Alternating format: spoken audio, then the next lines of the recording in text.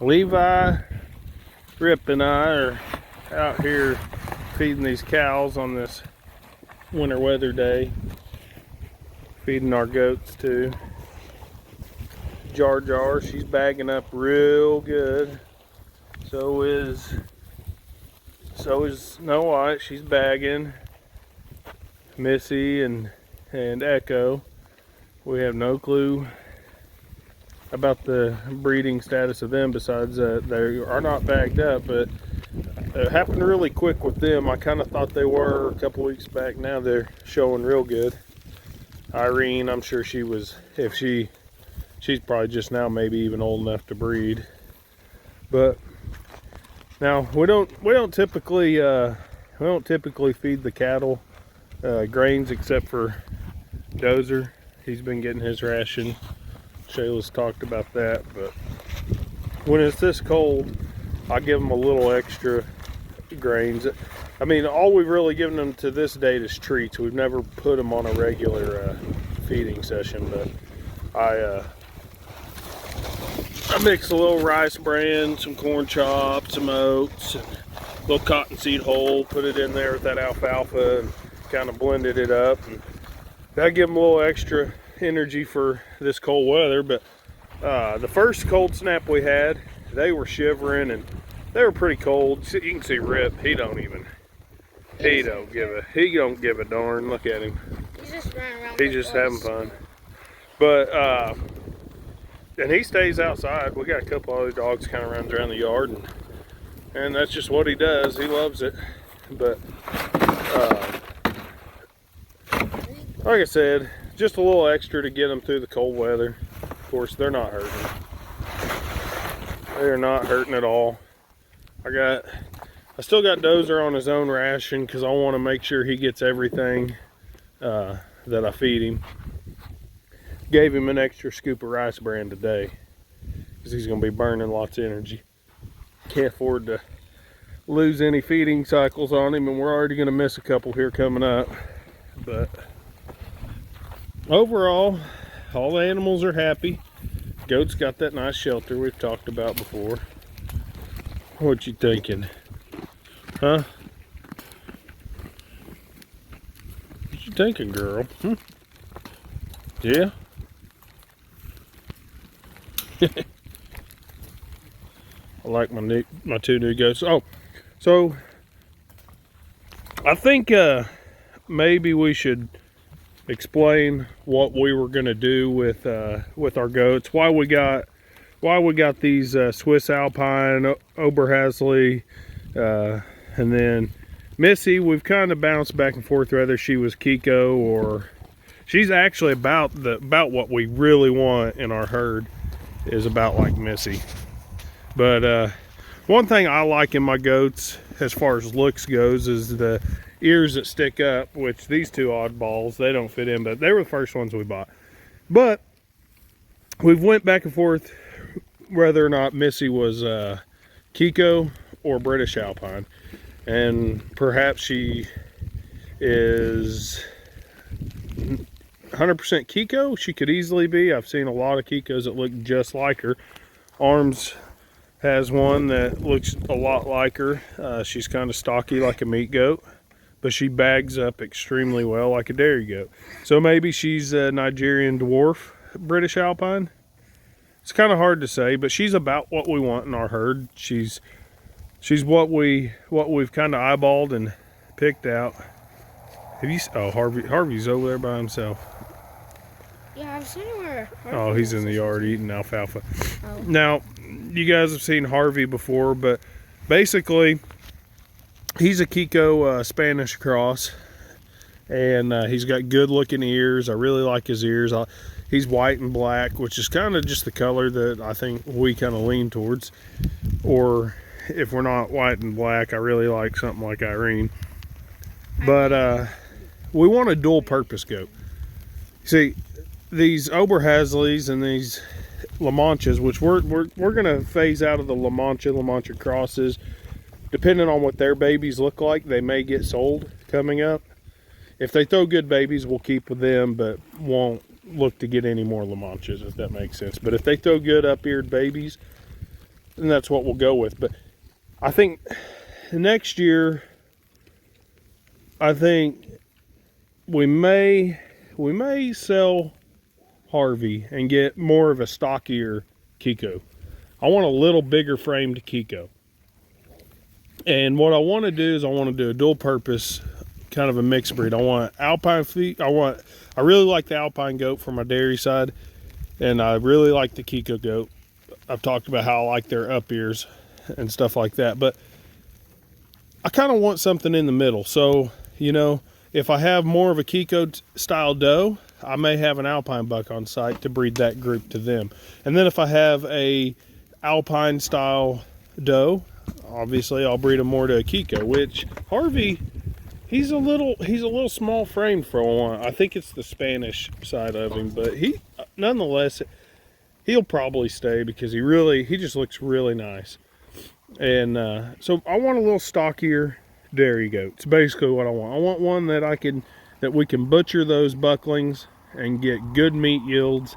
And if we have a really friendly doe, that we can take and put on the milking stand and still produce just as good as any dairy breed. And we may be talking 4 or 5 years down the road before our herd is completely realized. But that's maybe why, you know, that's why we don't have all Kikos or Spanish or all Alpines or La Manchas, because we're shooting for the up ears, which Kikos have they're hit or miss on their ears, but they have up ears, and that's why we're doing the Alpine Kiko type cross. So if you're wondering why our herd was a little weird and hodgepodge, that's why, because that's just the beginning of where we want to be.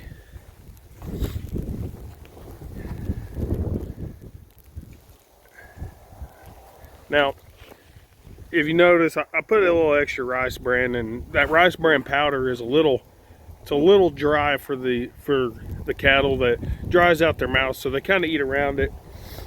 He'll wind up finishing it off, no problem, but it takes him a little longer to eat it. I have found a really good way of feeding. I noticed if you're trying to put on the fat, the pellet rice bran has a little less of the nutritional value that the powder does, and that's probably because of binders and stuff that they put in it to make it pelletize really well. But rice bran is like, I think 12% protein, 12% fat, 12% fiber. So that's what they feed. They feed a lot of rice bran to Wagyu cattle to get that marbling. So, you know, struggling to put the fat on this Holstein, I figured why would I not feed what puts the fat on the Wagyu to him? And it's actually really cheap. You can get that stuff for a 40-pound sack about $7.50, which is cheaper than any other feed that you can buy right now for cattle. So it's the most cost-effective feed with the most fat, and I mean fat and protein is excellent in it. Fiber's, you know, pretty good at 12% as well. But I think I lost track of what I was saying. A really good way to feed that powdery rice bran, not so good of an example here because I didn't put as much of it in there, but is cottonseed hulls, which is also very high in fat. If you mix that rice bran powder with cottonseed hulls, I'll show you what they look like, which just my imagination, I don't think that cottonseed hulls will add much of a flavor profile to your beef. I've read that it doesn't have a negative effect, but you know, it's got a lot of cotton fiber. So basically, here's the rice bran, here's the cottonseed hulls. You mix them together, and what you get is that cotton fiber really binds to the rice bran, and it's safe to feed rice bran and cottonseed to goats too. So, ouch. Yeah, she like. But I feed them some just as a treat. But our goats are like 99.9% all grass and occasional alfalfa. But that's a little hack to feeding that rice bran. If you're trying to put the fat on cattle, there's nothing wrong with cottonseed hulls. A lot of feedlots use them.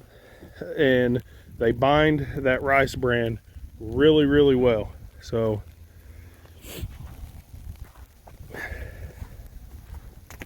Harvey come over here to see what was going on. He's not getting along with the bull too well. They were kind of trying to fight. He'll get him a little extra something in him. They were kind of trying to fight earlier. Last time we actually got Harvey out, Dozer and Harvey, they were fighting last time. Yeah, that's because they're all males, and We're trying to see who's the king. Harvey's got his females, and Atlas has his, but they don't realize that they're two different animals. But he's out because he's a little rude to my females, and they're pregnant. So Also, we tried to get him to straighten up, but he wasn't listening real well. Also, whenever we have our dog Otter in there, and we try to get her feed, Harvey will just ram into her. Yeah, we pay he's more mean attention and to her. it kind of hurts her. Yeah, whenever we pay more attention to Otter, he just goes straight for Otter only. Yeah, he gets jealous. He's a really jealous goat, but I really kind of like the snow. I don't like the mud and stuff afterwards, or the cold hands. But let's go look at their hay. I don't think. I really wish I had. We need to get a lean-to. We were going to build a lean-to on that corral for the cattle to get under, and I'd like to keep a hay bale underneath that lean-to, keep the snow off of it. But I've been feeding it off of this trailer because you can see about a third of a bale got wasted, and our hay ring that was on the property when we bought this is just pretty well shot, and the tractor's not running right now because fuel tank issues. But this trailer's been working really well.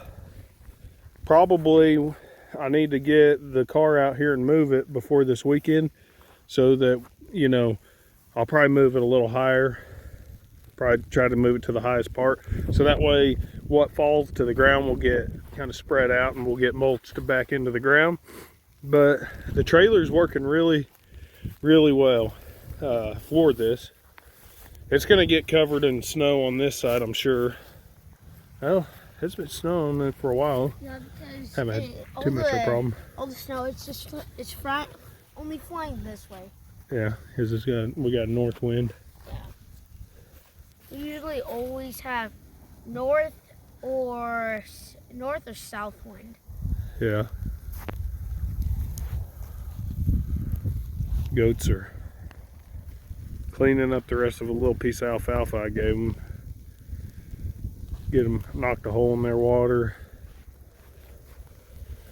Pond hasn't had time to do a hard freeze yet, but tomorrow I'll probably be having to check the pond for the cows. Right now I'm sure they can still get to it. But